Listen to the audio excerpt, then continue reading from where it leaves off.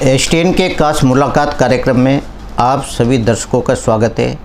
आज इसी कड़ी में हमारे साथ साहित्यकार, कलाकार श्री रमाकांत शर्मा जी आए हैं। श्री रमाकांत शर्मा जी से हम इनके जीवन परिचय के बारे में जानेंगे, साथ ही ये किन सेवाओं से जुड़े रहे और साहित्य सृजन में इनकी रुचि कब से हुई। आइए बात करते हैं रमाकांत शर्मा जी से।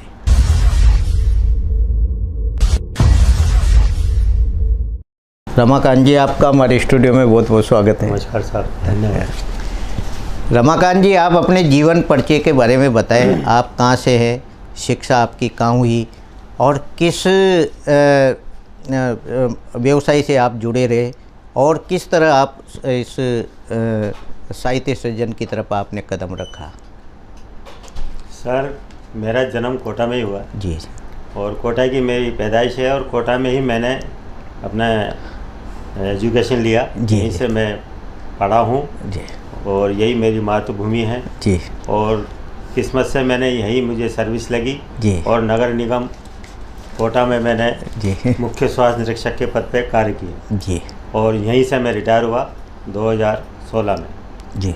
और उसके बाद मुझे शौक़ था एक्टिंग से जी, तो मैंने उस एक्टिंग क्षेत्र को भी मतलब अपनाया। बिल्कुल। और वो तो जो शौक़ था वो पूरा हुआ जी। और मैंने कई सीरियल में, पिक्चर में काम भी किया जी। और एक लिखने का भी मुझे शौक़ है। बहुत बढ़िया। तो मैंने इस वजह से जो है सब लिखने का भी काम किया जी। और कुछ छोटी मोटी कविताएं लिख लेता हूँ, शेर शायरी लिख लेता हूँ। बिल्कुल। और कई संस्थाओं से मैं जुड़ा हुआ हूँ, जिसमें खासकर हमारे कोटा सोशल वेलफेयर सोसाइटी है जी जी जिसका मैं जनरल सेक्रेटरी हूँ जी और हमारे सीनियर सिटीजन का ग्रुप है उसमें मैं सदस्य हूँ। जी, तो इस तरीके से सर बिल्कुल जीवन यापन हो रहा है। जी। रमाकांत जी, आप 60 साल तक आपने सरकारी सेवा में अपना योगदान दिया। जी। ऐसा माना जाता है कि रिटायरमेंट के बाद आदमी अपने एक स्थान पर बैठ जाता है और कुछ सृजन नहीं कर पाता, लेकिन आपकी जो अभिरुचि ये कैसे जागृत रही और आप अभी तक इसमें ऐसा फिट महसूस होते हैं कि मतलब आप सर्विस नहीं करके आप हर कला में निपुण हैं। क्या मानते हैं आप? सर, ऐसा है, आदमी को जीवंत रहना चाहिए। जी। जीवन शुरू से ही जीवंत रहना चाहिए और बिल्कुल अपने आप को ये सोचे कि मैं जवान हूँ, मैं हंसमुख हूँ और सबके सामने मुस्कुराते रहो। जी। और इसके लिए साहब किसी न किसी काम में बिजी रहो, कहीं ना कहीं किसी चीज़ से जुड़े रहो, तो आप हमेशा जो है जैसे थे वैसे ही दिखते रहोगे। बिल्कुल। और जो है आपकी हर चीज़, जो आपके मन में जो चीज़ रह गई है उसको आप पूरा करो। जैसे मुझे एक्टिंग का शौक़ था, मैंने एक्टिंग को भी अपनाया। मेरे को लिखने का शौक़ था, मैंने लिखने को भी अपनाया। तो इससे क्या होता है सर कि आप अपना जीवन आसानी से जी सकते हो और खुश रह सकते हो। बिल्कुल। वरना अगर अपन घर में चुपचाप बैठ जाएंगे रिटायरमेंट के बाद या किसी काम के बाद, तो वो जो है फिर आदमी का जीवन जो है बेकार सा हो जाता है। इसलिए कहीं ना कहीं लगे रहना चाहिए। जी। रमाकांत जी, आपने कई सीरियल में भी काम किया, कुछ कला में भी आप निपुण हैं। ऐसी कौन कौन सी आपकी वो कलाएं जिनमें आपने भाग लिया? सर, मैंने जो है अभी एक धारावाहिक है जी, FIR जुर्म की दुनिया। जी जी। उसमें मेरे कम से कम 6-7 एपिसोड जो है यूट्यूब पर चल रहे हैं जी। और उनमें मैंने किसी में SP का काम किया है, किसी में CI का काम किया है, किसी में मजदूर का काम किया है, किसी में रोने धोने का काम किया है, किसी में हंसने का काम किया है, किसी में थानेदार का काम किया है। जी। तो इस तरह के रोल सर मैंने इसमें किए। जी। और बद्रीनाथ की दुल्हनिया फिल्म जो आई थी उसमें भी मैंने एक छोटा सा रोल किया है। जी जी। और एक सीरियल है जय गौ माता, जो मैंने बॉम्बे में शूट हुआ था, वहाँ पर भी मैंने काम किया। उसमें मुझे सम्मानित भी किया गया, मुझे अच्छे कलाकार के रूप में, और मेरा सम्मान हुआ। जी जी। तो इस तरह सर मैंने जो है ये काम भी कर रहा हूँ। जी। और मैं लिखता हूँ, तो लिखने के क्षेत्र में हम लोगों का जो है काव्य गोष्ठी होती है हर महीने, जिसके हमारे आदरणीय रघुराज जी मेरे बड़े भाई हैं, वो इसका संचालन करते हैं। वो हर महीना गोष्ठी कराते हैं, उसमें हम गोष्ठी में जाते हैं, हम नई नई कविताएं लिखते हैं और वहाँ पर उसको सुनाते हैं जी। तो ये काम भी हमारा और चल रहा है जी। और कई संस्थाओं से जुड़े हुए हैं। उसमें हमारे सोशल वर्क करता रहता हूँ और बिल्कुल। हम लोग उसमें जुड़े हैं। रमाकांत जी, आपने बताया कि यहाँ जो चर्चित फिल्म की शूटिंग हुई बद्रीनाथ की दुल्हनिया, जी, तो उसमें क्या रोल आपने अदा किया और किसके तहत आपने उस फिल्म में शरीक की आपने? उसमें सर ऐसा था कि यहाँ पे फिल्म का जब काम चलता है जी तो वो जो चाहते हैं कि लोकल कलाकारों को भी लें, जी तो उनको जैसे उनकी रिक्वायरमेंट होती है वो लोग फ़ोन नंबर लेकर के बुला लेते हैं। जी और उसमें मुझे बुलाया गया और जो डायरेक्टर थे उन्होंने मेरा कार्ड बना हुआ है बॉम्बे से, जी तो उस कार्ड के तहत मुझे उन्होंने काम दिया, एक छोटा सा रोल दिया जिसमें 2 छोटा सा डायलॉग था और एक जो फिल्म के अंदर मेरे को बस का जो सीन है उसके अंदर मुझे जी जी दिखाया गया। जी। रमाकांत जी, जो ये तो रही आपकी कला की दुनिया, जी, आप साहित्य के क्षेत्र में आए तो किसकी प्रेरणा आपको वहाँ तक लेके गई? सर मैं नगर निगम में था तो वहाँ कवि सम्मेलन भी होते थे, जी जी आपको तो पता है बिल्कुल। है ना। उसके बाद जो है ये शायरी भी होती थी, बिल्कुल। मुशायरे भी होते थे और वहाँ कवि सम्मेलन, राजस्थानी कवि सम्मेलन भी होता था जी और लोकल भी होता था और राष्ट्रीय स्तर पे भी होता था जी और होता ही है। तो उसमें मैंने जो है कुछ मेरे अंदर भी भावना जागी कि मैं भी कुछ ना कुछ लिखूं, जी और लिखने से जो है मैं लिखने में आ गया और मैंने वो कविताएं भी बन गई और मैं लिखने भी लग गया। जी जी तो वो एक मेरा ये शौक़ भी था, वो भी मैंने पूरा किया। जी। रमाकांत जी, किन किन साहित्यकारों या कवियों का प्रभाव आपके जीवन पर पड़ा हाड़ौती संभाग में, जिनकी प्रेरणा से आपने कुछ लिखना सीखा हो? देखो एक बहुत पहले एक प्रेम जी थे जी। वो बहुत बढ़िया कवि थे और वो बहुत अच्छी उनकी लेखनी थी और बहुत सरल भाषा में वो जो है कविताएं सुनाते थे। जी तो जी मैं उनसे इम्प्रेस हुआ। बिल्कुल। अभी हमारे रघुराज जी हैं, वो इतनी बढ़िया, उनको कितने अवार्ड मिले हैं, कितना जी। सम्मान उनको मिल रहा है लिखने में, तो हमारा भी मन करता है कि हम भी कुछ ना कुछ लिखें। बिल्कुल। और वो हमसे कहते रहते हैं, मार्गदर्शन करते रहते हैं कि आप कुछ ना कुछ लिखिए और मुझे नया लिख करके सुनाइए।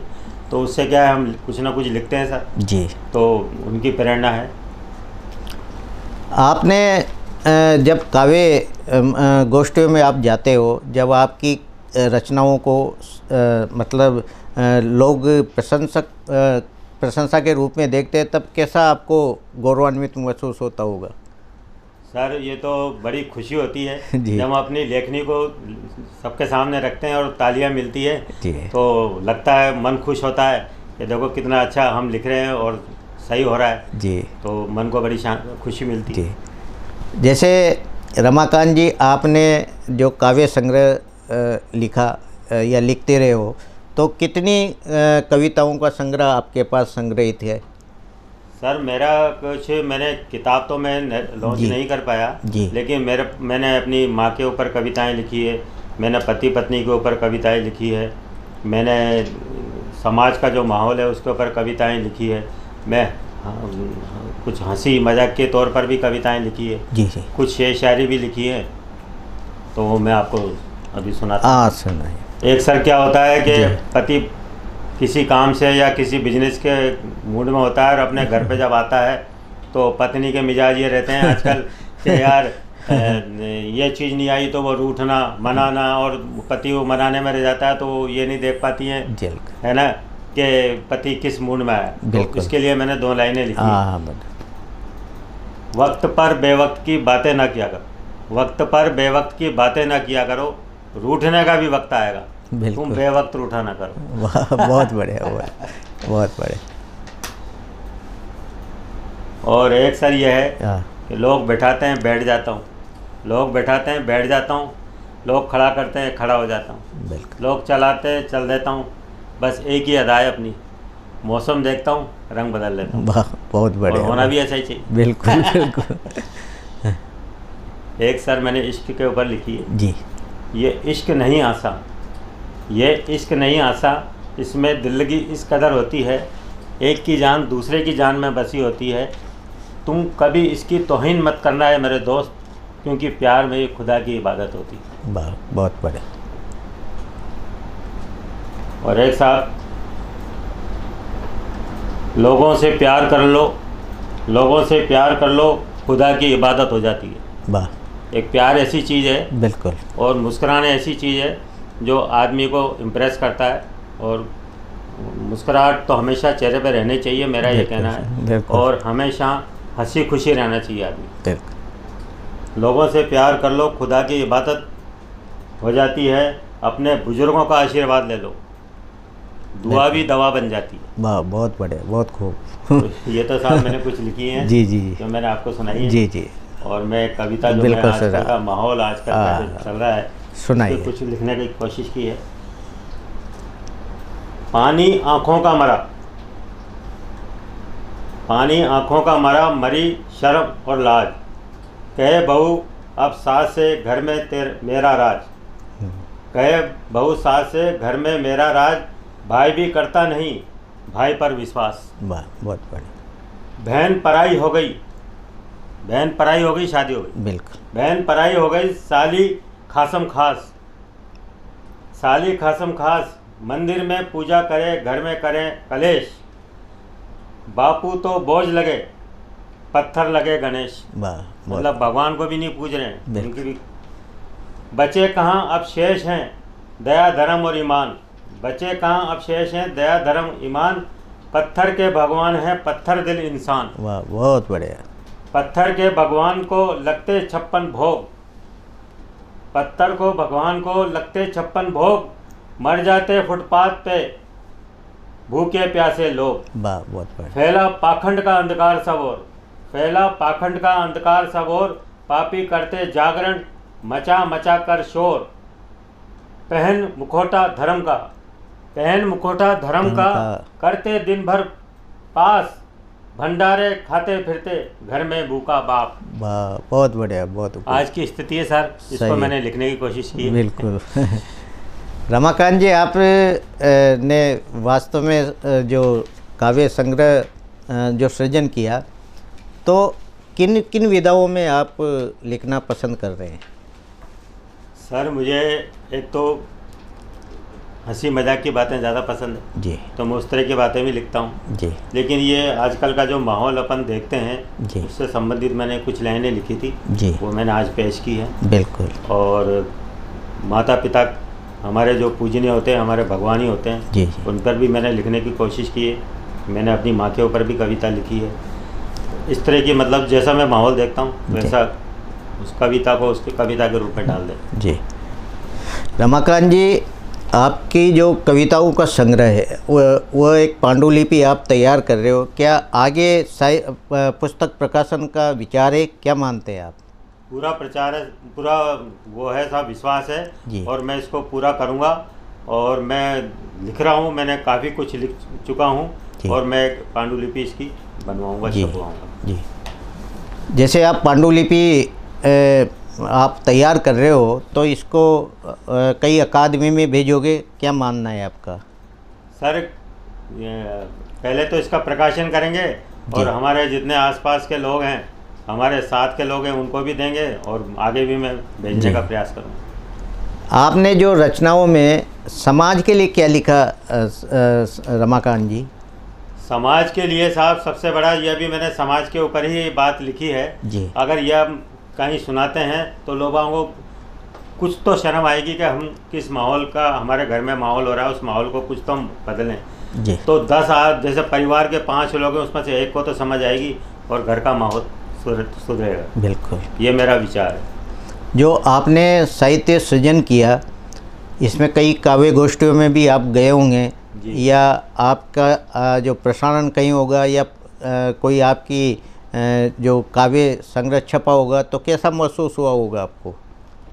सर अपने आप को बड़ी खुशी होती है कि हम कुछ मैसेज जो है जनता को दे पा रहे हैं, कुछ अपनी बात कह पा रहे हैं और अपनी बात को कहने का, पब्लिक के सामने रखने का और बहुत बड़ा प्रभाव पड़ता है, ये मेरा मानना है। और कहीं ना कहीं आदमी अच्छी बात को सीखता है। जी।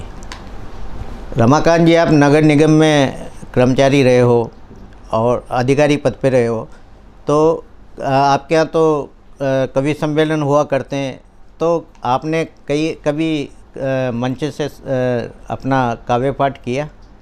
नहीं सर, मैंने इसलिए नहीं किया जी। क्योंकि मैं वहाँ सर्विस में था जी जी और सर्विस में रहते मैंने अपने आप को वहाँ पर प्रस्तुत करना उचित नहीं समझा जी और किया नहीं। लेकिन अब मेरी इच्छा है कि मैं उस मंच पे जी जी। कविता पाठ करूँ। जो शहर में कई काव्य गोष्ठियाँ होती हैं जिनमें कई साहित्य क्षेत्र से जुड़े लोग मिलते हैं, तो हाड़ौती में ऐसे कितने जो साहित्य सृजन करने वाले जो काव्य गोष्ठियों में से आपकी मुलाकात होगी, तब कैसा महसूस होता होगा आप लोगों को उस समय? सर लगता था कि देखो हमारे इस कोटा दशहरे मेले में कितने बड़े बड़े साहित्यकार आए हैं और आते हैं और उनसे मुलाकात का मौका मिला, उनका सम्मान करने का मौका मिला, ये हमारे गौरव की बात है। जी जी। आपको कहीं कोई बड़ी उपलब्धि, आपको कोई पुरस्कार काव्य गोष्ठियों में मिला हो तो दर्शकों को साझा करें। काव्य गोष्ठी में तो नहीं मिला, लेकिन कलाकार के रूप में मुझे जो है बॉम्बे में मैंने एक फिल्म की थी जो अपने उस पर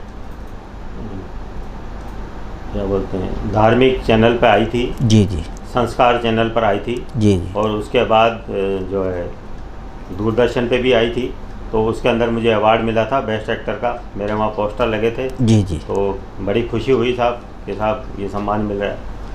ये कला की दुनिया आपने कहाँ से सीखी? सर बचपन से ही जब पिक्चरें देखते थे और बस उनसे ये लगता था कि हम भी कोई एक्टर बने, कोई अच्छे कलाकार बने।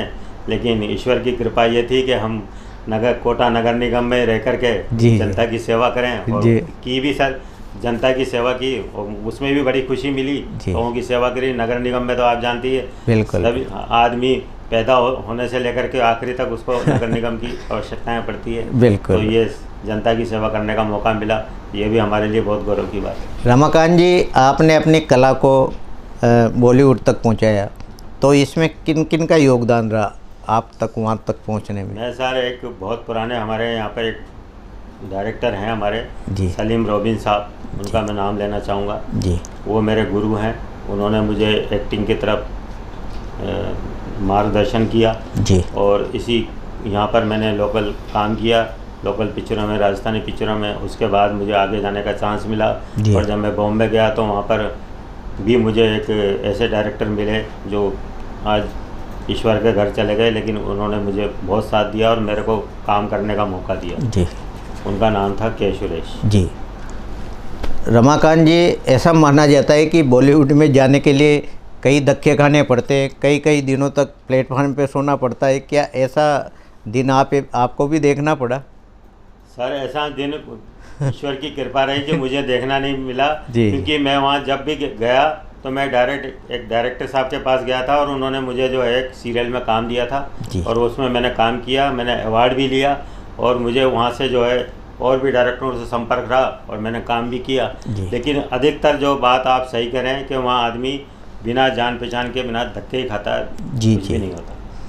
रमाकांत जी, जब कला के रूप में जब एक बड़ा पर्दा मिलता है या छोटा पर्दा मिलता है, जब समाज के सामने वो तस्वीर आती है, तब ऐसी तस्वीर जब पहली बार आई होगी तो कैसा आपने महसूस किया होगा? सर हर आदमी को खुशी होती है पर्दे पे दिखने की, और जो कला की भावना रखता है, जो एक्टर बनने की ख्वाहिश रखता है, अगर वो पर्दे पे अपने आप को देखता है और लोग बाग उसको देखते हैं तो आप जानिए कितनी खुशी होती है। जी। तो वो खुशी का सामना हमने किया और ईश्वर ने वो खुशी दी और हमारी बात भी रखी, जो मन की बात थी वो हम पूरी कर पाए। जी। आप कोटा के निवासी थे और परिवार आपके साथ था।